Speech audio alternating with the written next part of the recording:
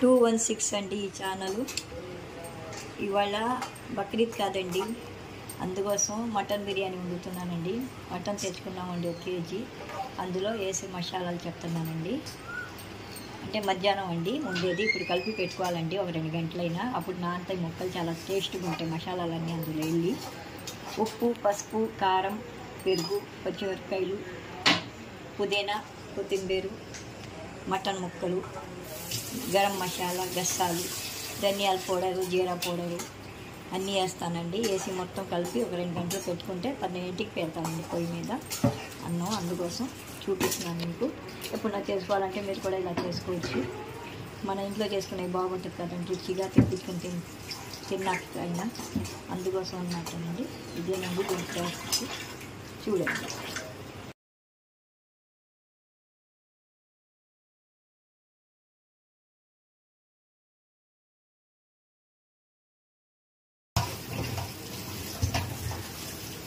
అందరికీ బక్రీద్ శుభాకాంక్షలు అండి. పండగ మన కుటుంబం అందరికీ, ప్రతి ఊరికి, ప్రతి